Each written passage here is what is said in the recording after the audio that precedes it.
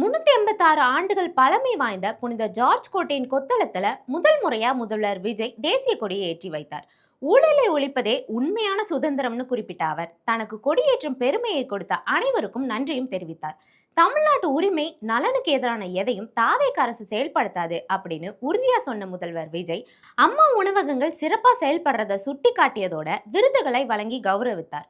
சென்னையில் நடைபெற்ற சுதந்திர தின நிகழ்ச்சி தொகுப்பை இந்த காணொலியில பார்க்கலாம்.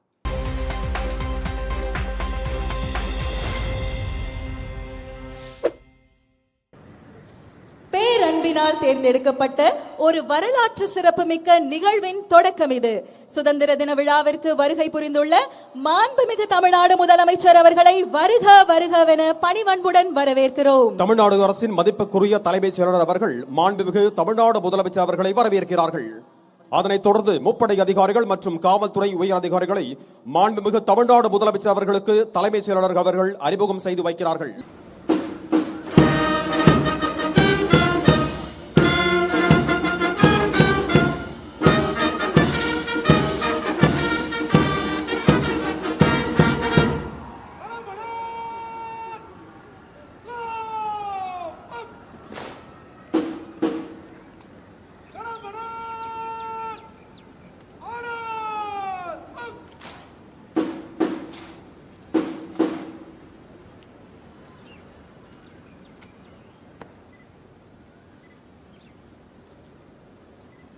அணிவகுப்பு தலைவர் அவர்கள் தனது குழு அணிவகுப்பு செய்வதற்கு மாண்புமிகு தமிழ்நாடு முதலமைச்சர் அவர்கள் காவல்துறையினர் வழங்கிய அணிவகுப்பு மரியாதை ஏற்றுக்கொண்டு காவல்துறையினரின் அலங்கார அணிவகுப்பை பார்வையிட்டு சிறப்பிக்க புறப்பட்டு செல்கிறார்கள். Ladies and gentlemen, the Honorable Chief Minister of Tamil Nadu will now inspect the parade.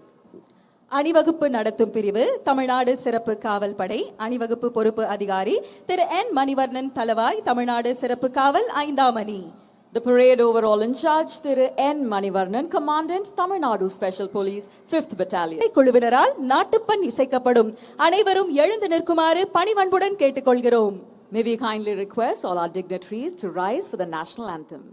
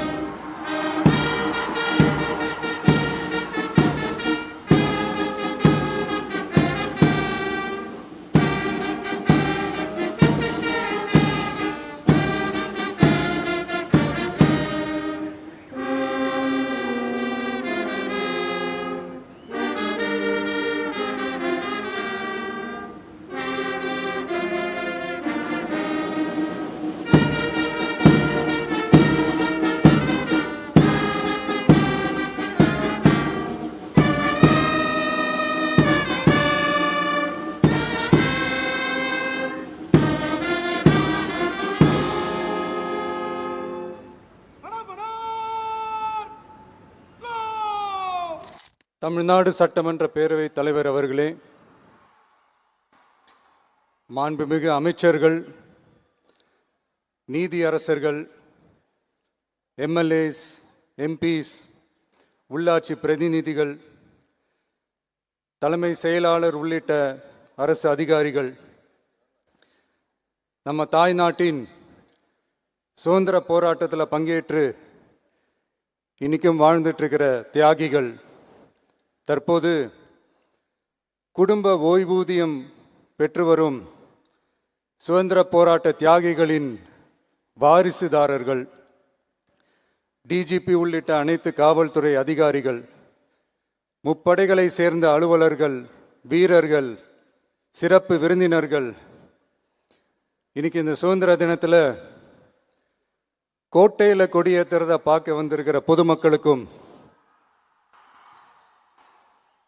இந்த சுதந்திர தினத்தை கொண்டாடிக்கிட்டு இருக்கிற என் நெஞ்சில் குடியிருக்கும்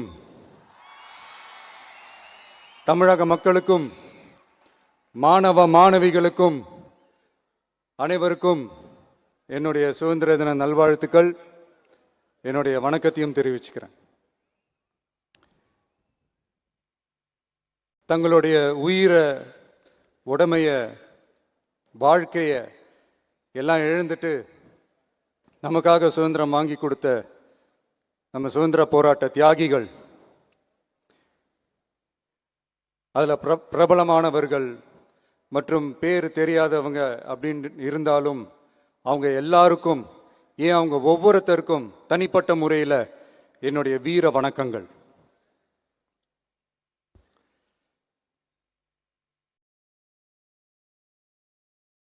நம்மளை ஒரு அடிமை மாதிரி வச்சிருக்காங்க அப்படின்னு தெரிஞ்சிட்டாலே மக்கள் மத்தியில் ஆட்டோமேட்டிக்காக ஒரு ஒற்றுமை ஒன்று வர ஆரம்பிக்கும். எல்லாரும் ஒரே மாதிரி யோசிச்சு ஒன்று சேர ஆரம்பிப்பாங்க. அப்படி ஒன்று சேர்ற இடத்துல தான் சாதி உடையும், மதம் உடையும், மொழி, இனம் இந்த மாதிரி எல்லாமே உடைஞ்சி நொறுங்கும். அப்படி உடைஞ்சி நொறுங்குற இடத்துல தான் கிடைக்கிறது தான் உண்மையான சுதந்திரம்.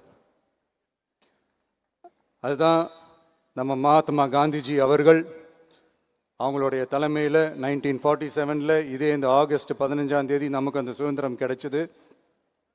இன்னைக்கு நம்ம எல்லாரும் அந்த சுதந்திரத்தை கெட்டியாக பிடிச்சிக்கிட்டு படிப்படியாக டெவலப் ஆகி வந்துக்கிட்டே இருக்கிறோம்.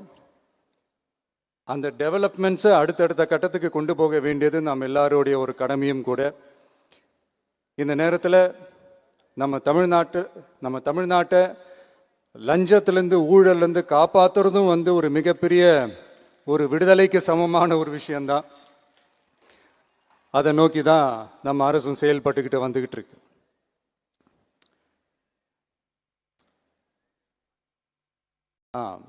இந்த 386 ஆண்டு பழமையான இந்த கோட்டையில்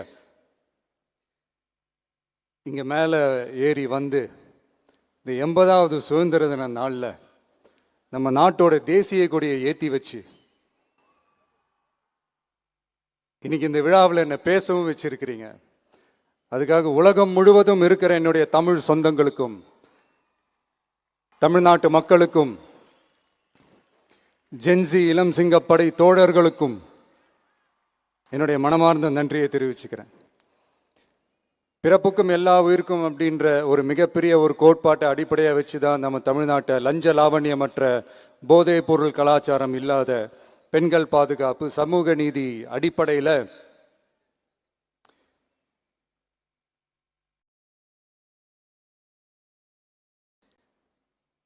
ஒரு வெளிப்படையான, ஒரு உண்மையான, ஒரு நேர்மையான ஒரு நிர்வாகமாக இதை நாம் செயல்பட்டுக்கிட்டு வந்துக்கிட்டு இருக்கிறோம். பொது வாழ்வில் சமரசம் இருக்கவே கூடாது.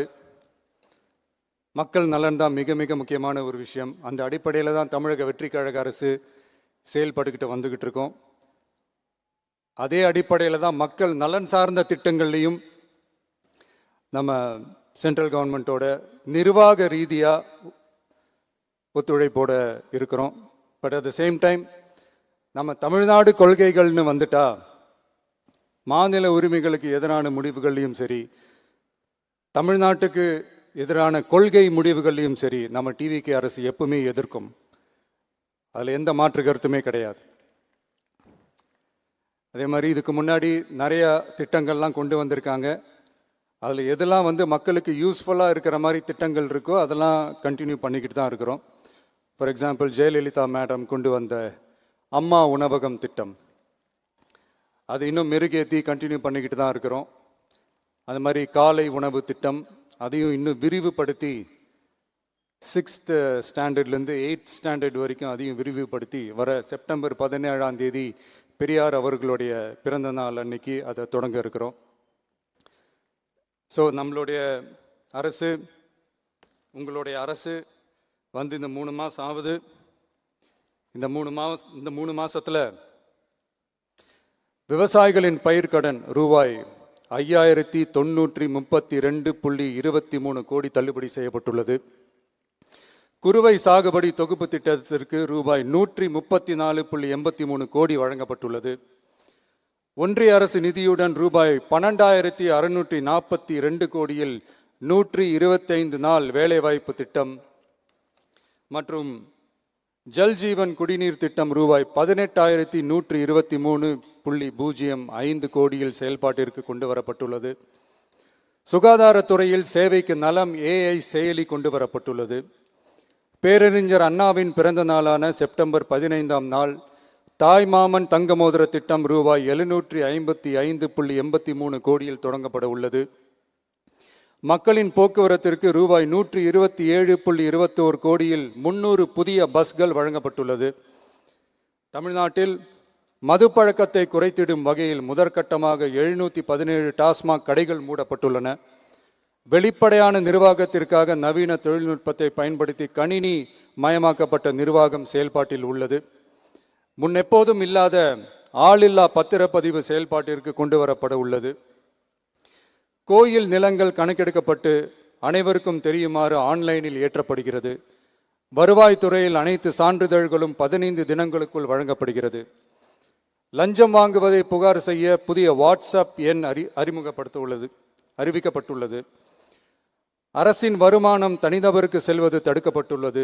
அனைத்து துறைகளிலும் லஞ்சம் ஊழல் ஒழிக்க தொடர் நடவடிக்கை எடுக்கப்பட்டு வருகிறது.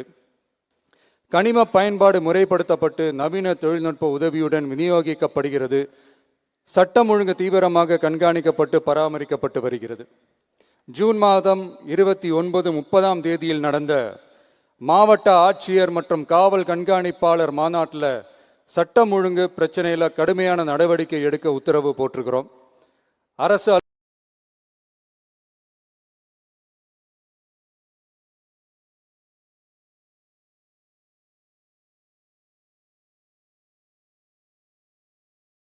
அலுவலகங்கள் காவல் நிலையங்களும் சொல்லியிருக்கிறோம்.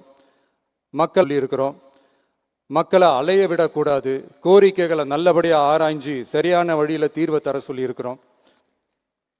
சுதந்திர போராட்ட தியாகிகள் தங்கள் உயிரை தியாகம் செஞ்சு கிடைச்ச சுதந்திரம் மிக சிலருக்கான சுதந்திரமாக மட்டும் இல்லாமல் ஒவ்வொரு இந்திய குடிமகனுக்கும் சுய மரியாதை, சம உரிமை, சம வாய்ப்பு மற்றும் கண்ணியமான வாழ்க்கையை வழங்கும் உண்மையான மக்கள் சுதந்திரமாக இருக்கணுங்கிறதே எல்லாரோட மிகப்பெரிய எதிர்பார்ப்பாக இருக்குது.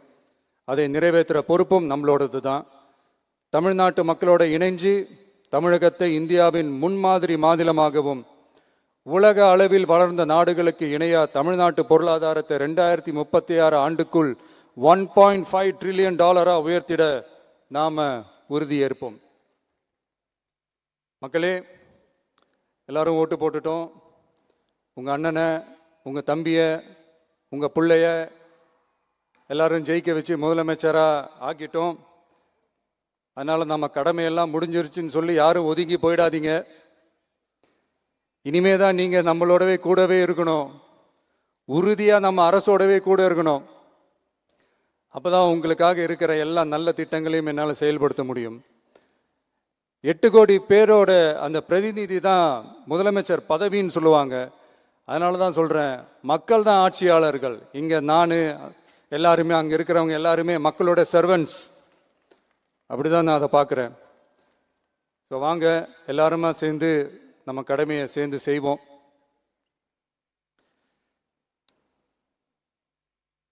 நம்ம அரசுக்கு எதிரான சக்திகளையும் சரி சதிகளையும் சரி முறியடிப்போம்.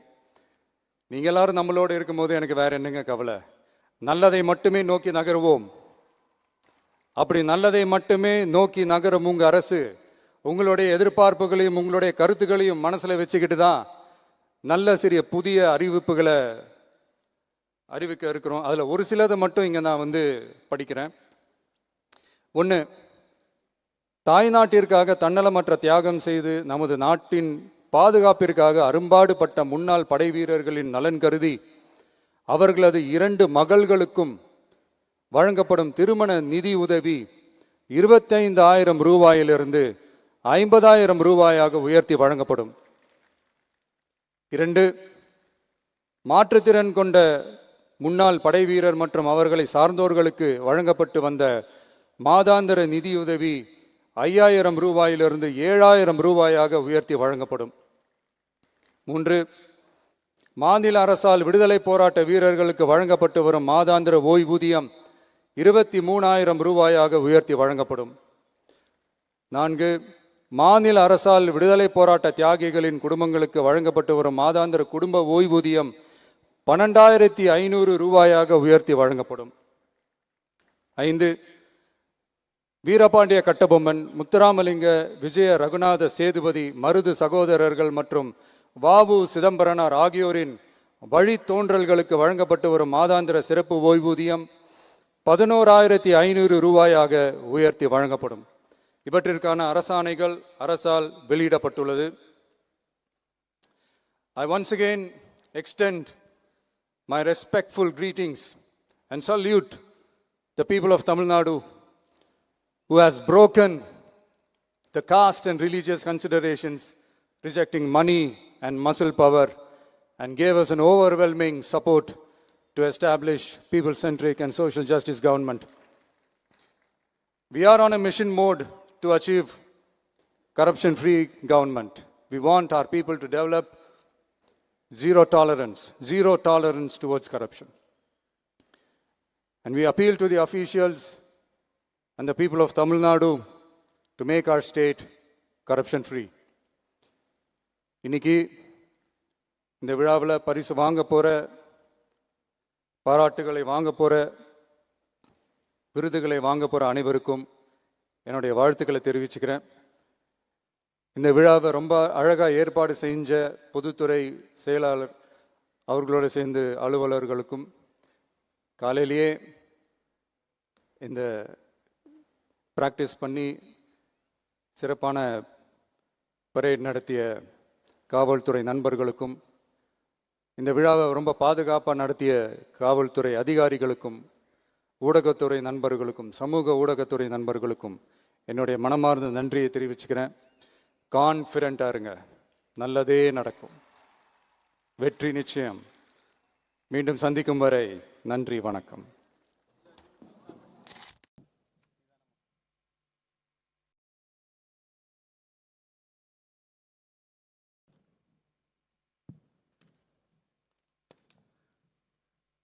தற்பொழுது குழந்தைகளுடன் உரையாடி தன்னுடைய சுதந்திர தின நல்வாழ்த்துக்களை பகிர்ந்து கொண்டு மாண்புமிகு தமிழ்நாடு முதலமைச்சர் அவர்கள் இந்த சுதந்திர தின விழாவை கொண்டாடி மகிழ்கிறார்கள். Ladies and gentlemen, I think this is a very, very special moment because I think the Chief Minister of Tamil Nadu is distributing the sweets to all the special childrens.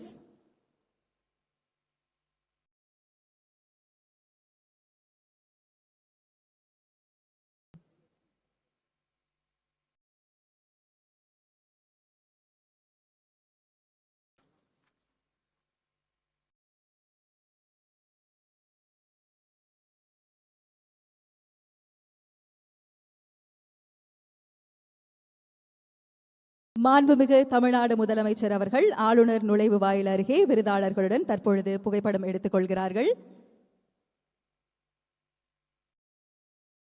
Our Honorable Chief Minister is now taking a photograph with the awardees. தற்பொழுது மாண்புமிகு தமிழ்நாடு முதலமைச்சர் அவர்கள் ஆளுநர் நுழைவு வாயில் அருகில் விருதாளர்களுடன் புகைப்படம் எடுத்துக் கொள்கிறார்கள். This is a very, very special moment for all the awardees. Our Honorable Chief Minister is now taking a photograph with all the awardees.